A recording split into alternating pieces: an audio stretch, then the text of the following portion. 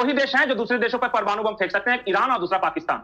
तुलसी Gabbard ने ऐसा बयान दिया जो लोगों को चौंका रहा है। पाकिस्तान के जो परमाणु हथियार हैं अब वो दुनिया के लिए खतरा हो सकते हैं, ये हम नहीं कह रहे। अमेरिका की इंटेलिजेंस एजेंसी के जरिए कहा गया है, क्योंकि अपोजिट है। ये भारत के लिए भी कम चिंता की बात नहीं है। बहुत बड़ी चिंता की भाई वो अगर इंटरकॉन्टिनेंटल बैलिस्टिक मिसाइल बना रहा है जिसकी रीच अमेरिका तक होगी और कन्वेंशनल और न्यूक्लियर पेलोड लेके जा सकता है, तो हम तो उसकी सीमा पर हैं। तो एक दुष्ट देश, एक रोग कंट्री हमारे एकदम बगल में है। अमेरिका को सारी चीजें पता है कि वो क्या कर रहा है। इसके कहा जा रहा है कि ईरान इजराइल में जो युद्ध छिड़ा हुआ है उसके पीछे पाकिस्तान कुछ बड़ा दिमाग लगा सकता है और खुफिया रास्ते से अपने परमाणु जो हथियार हैं वो ईरान भेज भी सकता है। ये खुद आशंका अमेरिका की तरफ से जताई गई है। तुलसी गबार्ड ने बयान दिया और सीधे सीधे कह दिया कि पाकिस्तान के परमाणु हथियार खतरे से कम नहीं है। तो आज उसी पर चर्चा करेंगे। चर्चा के लिए मेरे साथ वरिष्ठ पत्रकार पंकज प्रसून जी जुड़े हुए हैं। सर, अमेरिका की तरफ से बयान आ गया है कि पाकिस्तान के पास जो परमाणु हथियार है वो खतरे से खाली नहीं है, क्योंकि पाकिस्तान इनका कहीं पर भी मिसयूज कर सकता है, किसी भी देश को खुफिया तरीके से भेज सकता है। क्या अब बारी आ गई है कि पाकिस्तान से उसके परमाणु हथियार छीन लिए जाएंगे अमेरिका के जरिए? अमेरिका की एक रिपोर्ट आती है हर साल, American annual report on national security, कि अमेरिका को क्या खतरा है, किससे खतरा है, ये हर साल आता है। और ये बाकायदा ऐसी रिपोर्ट नहीं होती जो हमारे यहाँ कोई भी पेश कर देता। ये वहां का जो नेशनल इंटेलिजेंस है वो ये रिपोर्ट पेश करती है। और डायरेक्टर ऑफ नेशनल इंटेलिजेंस हैं तुलसी गबार्ड। उन्होंने प्रेस कॉन्फ्रेंस में दो महत्वपूर्ण बात बोली है। एक बात उन्होंने ये कही है कि पाकिस्तान के जो परमाणु हथियार हैं वो स्मगल किए जा सकते हैं ईरान। ईरान डेस्परेटली कोशिश कर रहा है कि किसी तरह उसके हाथ में परमाणु हथियार आ जाए ताकि वो मैक्सिमम डैमेज कर सके अमेरिका इजराइल को। ये कोशिश कर रहा है। तो उनका कहना है कि पहले भी इतिहास रहा। पाकिस्तान तो सऊदी अरब के साथ है, पाकिस्तान तो अमेरिका के साथ है, फिर वो क्यों ईरान को खुद ही तबाह होने के लिए वो परमाणु हथियार सौंपेगा? आप पाकिस्तान का शायद न्यूक्लियर इतिहास नहीं जानती। जो डॉक्टर अब्दुल कादिर थे, father of Pakistan nuclear programme, उन्होंने स्मगल किया था डर्टी बम्स और कुछ टेक्निकल नॉलेज और इक्विपमेंट्स को ईरान और नॉर्थ कोरिया को। अच्छा। लीबिया का भी उस वक्त नाम आया था कि लीबिया, ईरान और नॉर्थ कोरिया को स्मगल कर रहा है पाकिस्तान, अपने न्यूक्लियर टेक्नोलॉजी को और कुछ पार्ट्स को। और पाकिस्तान के जरिए आज ईरान में जो भी परमाणु कार्यक्रम चल रहा है वो पाकिस्तान वाला ही है। अच्छा, ये उस वक्त का इतिहास था। आप 1999 के सारे अखबार उठाकर देख लीजिए और डॉक्टर अब्दुल कादिर सीधे आप टाइप कीजिए तो उनके बारे में सारी जानकारी आ जाएगी सर से, बिल्कुल गूगल में। आपने बताया कि उन्हें जेल में भेजा गया था। हाँ, उनको अंत में वो पाकिस्तान के जेल में रहे और शायद अब उनकी मौत भी हो गई है, गुमनाम जिंदगी मरे हैं। चोर था वो, जिसको पाकिस्तानियों ने वैज्ञानिक बनाकर पेश किया था। वो पाकिस्तानी मिसाइलों को लेकर जिस तरह इंडियन मीडिया जो है वो वावेला मचा रहा है, कहरा मचा रहा है, इससे ज़्यादा तो कहीं और कोई मुल्क, हालांकि अमेरिका ने जो रिपोर्ट पेश की है वो हर साल पेश होती है, लेकिन जो सबसे ज़्यादा तकलीफ़ जो है वो भारतीय मीडिया और इनको हो रही है, और इससे ज़्यादा जो है वो किसी को और नहीं हो रही। कहीं जाता था और काम करता था वहां का, और थोड़ा बहुत टेक्नोलॉजी आया, स्मगल करके वो पाकिस्तान लाता था, और सब कहीं का ईट कहीं का रोड़ा, भानुमति ने कुनबा जोड़ा मिलाकर उसने एक बम तैयार किया था परमाणु। और कहा तो ये जाता है कि उस वक्त अमेरिका और सीआई ने भी मदद की थी, क्योंकि भारत के परमाणु कार्यक्रम के बाद वो असुरक्षित महसूस कर रहे थे। पाकिस्तान के तो जो न्यूक्लियर प्रोग्राम है उनका जो सारा सिस्टम है वो फुल प्रूफ है, और इसको बाकायदा जो इंटरनेशनल एटॉमिक एजेंसी के वह वो सारा उनको चेक करती है और उन्होंने इसको बाकायदा सर्टिफाइड किया हुआ है वाले। अच्छा, तो ये मैं इतिहास बता रहा था पाकिस्तान को। अभी जो रिपोर्ट आई है उसके अनुसार कि चूंकि पहले हो चुका है स्मगल, तो इस बात की संभावना है कि अभी स्मगल हो सकता है। तो जो director of national intelligence Tulsi Gabbard है, उन्होंने कहा कि हमें पाकिस्तान के जितने परमाणु बम हैं, परमाणु ठिकाने हैं, उसको उस पर विजिलेंस बढ़ाना चाहिए या फिर उन्हें अपने कब्जे में ले लेना चाहिए। तो ये संभव हो पाएगा? क्योंकि अरे अभी इसी युद्ध के दौरान देखिए ना, स्टारलिंक्स के सैटेलाइट्स ईरान पहुंचाए जाने थे। दो रास्ते से पहुंचाए जाने थे, इराक के रास्ते और फिर पाकिस्तान के रास्ते। कराची पोर्ट पे उतरा और फिर वहां से वो पैदल रास्ते मुजाहिदीन या जो जासूस उनका आईएसआई के एजेंट्स के रास्ते वो ईरान के अंदर घुसाए जा रहे थे। आरोप यह है कि आईएसआई ने ही इस बात की जानकारी ईरान को दे दी और 16,000 डिकोडर पकड़े गए थे स्टारलिंक्स के, जो पहला ऑपरेशन चला था, ऑपरेशन राइजिंग लायन, उसमें। तो जब पाकिस्तान इस बारे में ईरान को जानकारी दे सकता है, स्टारलिंक के सैटेलाइट के डिकोडर को स्मगल कर सकता है, तो फिर परमाणु बम को क्यों नहीं स्मगल कर सकता है? लेकिन मकसद क्या है, हासिल क्या होगा? बर्बादी हाथ लगेगी ना इससे, क्योंकि अगर अमेरिका ने हमला कर दिया पाकिस्तान पर सीधा इन हरकतों की वजह से, तो पाकिस्तान तो तबाह है। क्या फायदा है पाकिस्तान का? पाकिस्तान का पहला फायदा यह है कि तेल के संकट से जूझ रहा पाकिस्तान को तेल मिल जाएगा। दूसरा, पर्याप्त मात्रा में पैसे मिल जाएंगे, इलीगल पैसे, जिसके बारे में दुनिया में किसी को जानकारी नहीं होगी। जो दूसरा पॉइंट उठाया है इसी annual report on national security में, जो कि इंटेलिजेंस विंग जो अमेरिका की है वो ये पेश करती है, उसमें ये कहा गया कि भारत और पाकिस्तान के बीच परमाणु युद्ध हो सकता है। बिल्कुल। और इसमें उन्होंने कारण बताया। कारण ये बताया कि जैसे ही ईरान, अफगानिस्तान ये सब पाकिस्तान पे अटैक करेंगे, जो कि करेंगे क्योंकि ईरान के खिलाफ ये युद्ध में उतरने वाला है। और अफगानिस्तान का तो ये अटैक। हाँ, तो पाकिस्तान की आर्मी अपने लोगों का ध्यान उससे हटाने के लिए भारत पे एग्रेसिव पोस्टरिंग करेगी। हो सकता है कि कहीं कोई आतंकी घटना कराए। हाँ, क्योंकि भारत से भिड़ने के बाद पाकिस्तानी एक हो जाते हैं ना, क्योंकि अफगानिस्तान से भिड़ेंगे या ईरान से भिड़ेंगे तो आपस में उनकी झगड़ा चलते रहता है। शिया सुन्नी का झगड़ा हुआ, अगर ईरान से भिड़ेंगे तो, अफगानिस्तान से भिड़ेंगे तो सारे पश्तून और पठान उनको मार रहे हैं। तो अपने लोगों को एक करने के लिए एकमात्र इनके पास उपाय है कि भारत के साथ लड़ाई कर लो। और भारत के साथ अगर लड़ाई किए तो ऑपरेशन सिंदूर में आपने देखा क्या हुआ, और भारत के रक्षा मंत्री हो, विदेश मंत्री हो, आर्मी चीफ हो, सबने कहा है कि अगर इस बार कोई भी गुस्ताखी की पाकिस्तान ने तो हम पहले से ज्यादा मार मारेंगे। तो जाहिर सी बात है, ऐलान तो किया हुआ है कि ऑपरेशन सिंदूर रुका हुआ है, अभी खत्म नहीं हुआ है, चल रहा है वो। बिल्कुल, तो इसी बात से वो आशंका जाहिर कर रहे हैं कि अगर पाकिस्तान ने ऐसा कुछ किया तो परमाणु युद्ध का खतरा है और पाकिस्तान डिस्परेशन में आके कहीं पटक देगा बचने के लिए। जंग के बीच अमेरिका की इंटेलिजेंस चीफ तुलसी गबार्ड ने कहा कि रूस, चीन, ईरान और उत्तर कोरिया के साथ पाकिस्तान ऐसी मिसाइल तैयार कर रहा है जो अमेरिका तक हमला कर सकती है। इसकी मारक क्षमता कहां तक है? अमेरिका तक है। तुलसी ने यह खुलासा अमेरिकी सीनेट की इंटेलिजेंस कमेटी के सामने अपनी पेशी के दौरान दिया।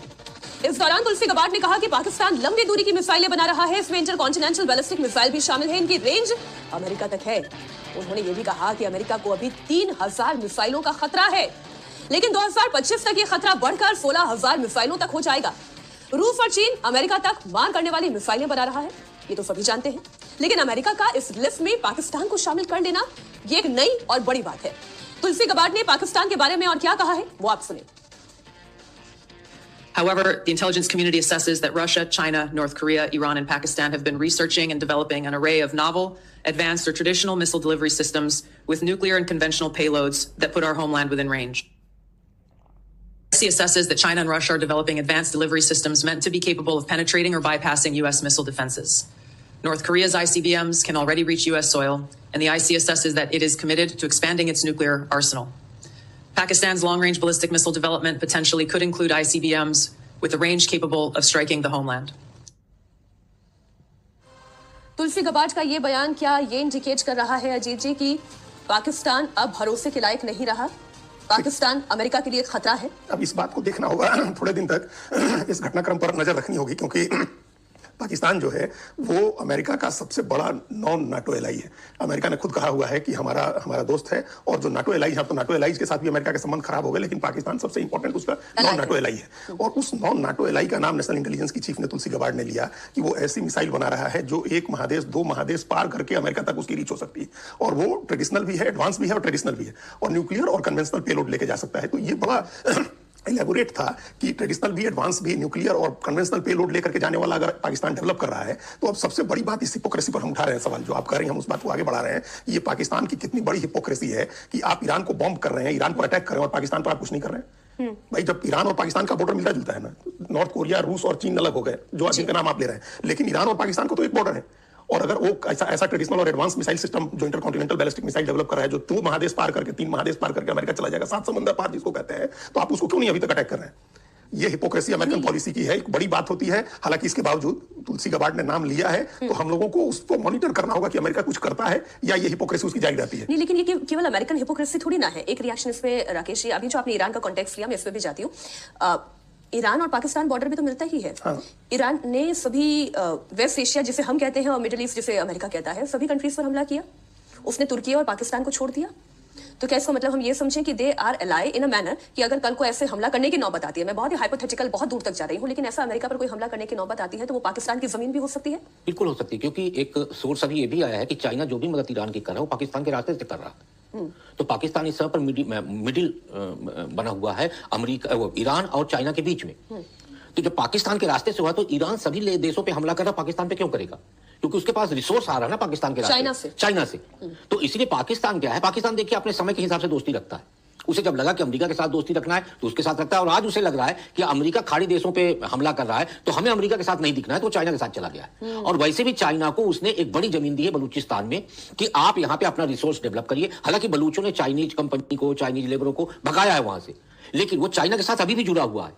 तो चाइना के साथ जो मिसाइल वो टेस्ट कर रहा है चाइना, पाकिस्तान के पास तो खाने को नहीं है, यानी पूरा रिसोर्स तो चाइना का हुआ ना, यानी अमेरिका पे अटैक करने के लिए पाकिस्तान की जमीन का इस्तेमाल चाइना कर सकता है। जी, ये अब वही हिपोक्रेसी वाली बात आती है कि अमेरिका ये बात कब समझेगा कि पाकिस्तान क्या वाकई में उसका एलाई है, नॉन नाटो एलाई, क्या वो इतना विश्वसनीय है या नहीं है। भारत तो ये जानता ही है कि विश्वास और पाकिस्तान एक दूसरे के अपोजिट है। ये भारत के लिए भी कम चिंता की बात नहीं है। बहुत बड़ी चिंता की भाई वो अगर इंटरकॉन्टिनेंटल बैलिस्टिक मिसाइल बना रहा है जिसकी रीच अमेरिका तक होगी और कन्वेंशनल और न्यूक्लियर पेलोड लेके जा सकता है, तो हम तो उसकी सीमा पर हैं। तो एक दुष्ट देश, एक रोग कंट्री हमारे एकदम बगल में है। अमेरिका को सारी चीजें पता है कि वो क्या कर रहा है, इसके बावजूद अमेरिका उसके खिलाफ कार्रवाई नहीं कर रहा है, उसको अपना एलाई बनाए हुए।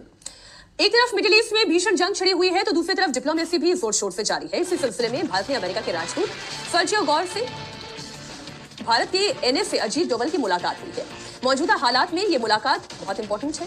इसकी तस्वीर आपके सामने है। इस दौरान सुरक्षा और जियोपॉलिटिकल समेत कई मुद्दों पर चर्चा हुई है। सर्जियो गौर ने खुद ट्वीट करते हुए इस मुलाकात की पुष्टि की। उन्होंने कहा कि अमेरिका और भारत के बीच रणनीतिक सहयोग लगातार आगे बढ़ रहा है।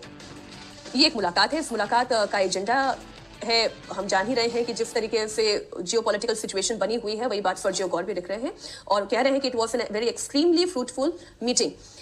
भारत इस स्थिति में क्या दिशा दे सकता है दुनिया को? राकेश, इस वक्त इकोनॉमिक टाइम्स की मैं रिपोर्ट का अगर हवाला देते हुए बताऊं कि भारत की स्ट्रैटेजी कंस्ट्रेंट में भारत का ताकतवर बनकर उभरना, इसकी तारीफ इस वक्त दुनिया की बड़ी बड़ी इंटरनेशनल मैगजीन्स कर रही है। देखिए क्या है कि इस समय पर बहुत उलझ गए हैं ट्रंप, और ट्रंप इस उलझन से निकलने के लिए उनको एक भरोसेमंद साथी की जरूरत है।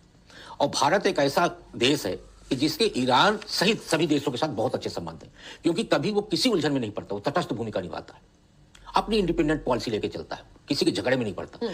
आज ट्रंप को यह लग रहा है कि मिडिल मैन यदि भारत बन जाएगा, यदि मध्यस्थ बन जाएगा, तो वही हमको इस उलझन से निकाल सकता है। क्योंकि ट्रंप निकलना चाहते हैं लेकिन कोई रास्ता नहीं है। ट्रंप की हालत हो गई है कि भाई गति साहब छचुंदर केरी, उगिलत बने न लीलत केरी, ना वो युद्ध लड़ने की स्थिति में है ना उससे निकलने की स्थिति। ऐसे में उनको लग रहा है कि भारत, तो मुझे लगता है कि डोभाल के साथ जो बातचीत हुई है, उस बातचीत में कहीं ना कहीं ये निश्चित कहा गया होगा कि एक पहल की जाए। अब भारत की सोच है कि भारत कब और कैसे पहल करे, क्योंकि देखिए ईरान जो है आज भी भारत की बात ईरान सुनेगा नहीं। अब आप देखिए ना कि आपके होर्मुज से सभी जहाजों की जगह में भारत के जहाज निकल रहे, तो कहीं ना कहीं लिबरल तो नरम तो है ना भारत के प्रति रुख ईरान का, यानी तमाम झंझावातों के बाद भी ईरान का भारत के प्रति रुख नरम है। तो दो ही देश हैं जो दूसरे देशों पर परमाणु बम फेंक सकते हैं, ईरान और दूसरा पाकिस्तान। और इसी बात को वो बता रहे हैं अपने एनुअल रिपोर्ट में। तो मतलब ये समझ लिया जाए पंकज जी कि आने वाले वक्त में अमेरिका की तरफ से पर्दे के पीछे से कोई बड़ा खेल पाकिस्तान के खिलाफ हो सकता है। अब पाकिस्तान को समझना चाहिए, हो सकता नहीं है, डेफिनेटली होगा। आपको शायद बेंजामिन नेतन्याहू की 2 साल पहले दिया गया बयान शायद याद नहीं होगा, जिसमें उन्होंने कहा था कि हम दुनिया के किसी भी रेडिकल इस्लामिक मुल्क के पास परमाणु बम नहीं रखने दे सकते, ये हमारे सर्वाइवल के लिए खतरा है। Pakistan is radical plus Pakistan is Islamic, और उसके पास परमाणु बम भी हैं। तो आप कैसे ही एक्सपेक्ट कर रहे हैं कि अमेरिका और इजराइल जो है पाकिस्तान के पास परमाणु बम रहने देगा? चलिए, किसी तरह डिस्ट्रॉय करेगा, इकोनॉमिकली तोड़ के, किसी तरह डराकर धमकाकर, लेकिन पाकिस्तान के पास परमाणु बम नहीं रहेंगे। डर सिर्फ इतना है कि डिस्ट्रॉय हो पाकिस्तान के परमाणु बम, उससे पहले ये कहीं दूसरे देशों को स्मगल न कर दे, क्योंकि लीबिया, ईरान, नॉर्थ कोरिया को ये कर चुका है। बस सिर्फ उस बात का डर है। और वैसे भी बार बार धमकी दे देता है, अगर किसी से हल्की फुल्की झड़प भी हो जाती है तो परमाणु हमला कर दूंगा, परमाणु बम फोड़ दूंगा। खैर, अब अमेरिका के निशाने पर सिर्फ ईरान नहीं है, अब अगला निशाना सीधा पाकिस्तान है, और उसकी खुफिया रिपोर्ट अमेरिका से आ चुकी है। सीधे सीधे तुलसी गबार्ड की तरफ से कहा गया है कि अब पाकिस्तान के पास जो परमाणु हथियार है वो खतरे से खाली नहीं है, उस पर पूरी निगरानी बढ़ा दी जाए। तो यानी आने वाले वक्त में पाकिस्तान के खिलाफ कोई बहुत बड़ी कार्रवाई हो सकती है। जी हाँ नाजरीन, पाकिस्तानी मिसाइल का अमेरिका तक रसाई और इसका जो सबसे जो खतरा वो भारत को लग रहा है, और मेरे ख्याल में अमेरिका को कम है। और जिस तरह पाकिस्तानी मिसाइल्स का अमेरिका तक जो रसाई की पहुंच है वो उसकी तकलीफ भारत को हो रही है, इससे ज़्यादा अमेरिका को नहीं है। आपने वीडियो देखी, सारे में हमने आपकी कह रहा है, हमें ज़रूर बताइएगा। मिलते हैं नेक्स्ट वीडियो में, तब तक के लिए अल्लाह हाफिज़।